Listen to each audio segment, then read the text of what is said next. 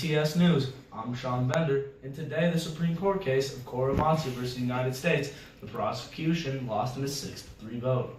The majority's opinion was that the Executive Order 9066 was constitutional. They ruled that the U.S. could remove people from certain areas of critical importance for domestic security based only on the fact that they are a certain race, natural-born citizen, or not. We have the United States defending attorney, Chase Kinstad, with us today to enlighten us a little more on the case. Hello. Nice to meet you. All right, nice to meet you.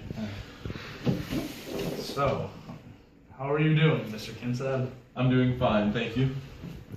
So, Mr. Kinstad, what was the original reason for Korematsu's arrest?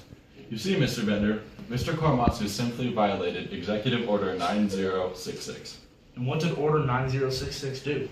Every citizen, legal or not, of Japanese descent were to be sent to a relocation camp for the remaining duration of World War II. How did Mr. Korematsu violate this order? He remained in a critically important area in California after this order went into effect. What area in California did he remain in? Near a military base, perhaps? No. He remained in Oakland, at his home, and endangered the entire general population of the state, and possibly the nation. Why did this order go into effect? Doesn't it seem unfair to remove so many people from their homes? No, it was not rash or unfair. It was for the safety of us Americans. We, the U.S. government, believed that because of the incredibly high number of unloyal Japanese Americans who were spies, that it deemed as unsafe to keep the entire Japanese American population alongside the rest of us Americans. How do you feel about the overall ruling of the case? I'm actually very pleased with the outcome of this case. It reflects the integrity and greatness of our nation. Congratulations on your win. That's all we have time for this interview. Thank you for your time, Mr. Kinstad. Next with us, we have Mr. Fred Korematsu with us to hear his side of the story. Hello, Mr. Korematsu. Hello. I'm sorry to hear about the outcome, but they did give you a fair warning to leave, so why didn't you just go? Hello. And I stayed because it was my home. It was where I was born, and where my work was. I wasn't about to leave over fake accusations about me being a spy against the country I was born in. Then that same country strips me of the rights it was based on. I have little faith that this is still the great free nation America thinks it is. That's very reasonable. Now, what rights did you think were violated?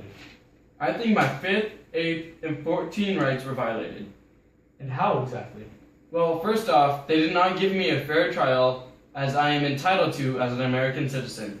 Then my 8th Amendment rights were violated because it was a cruel and unusual punishment to keep me away from my house and job for over 2 years.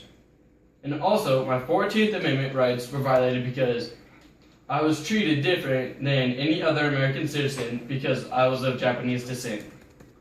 That does seem extremely cruel.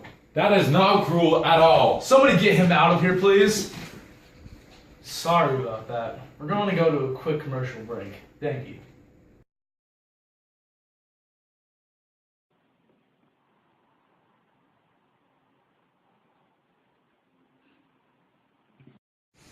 Is that the correct commercial? I think so. Wow.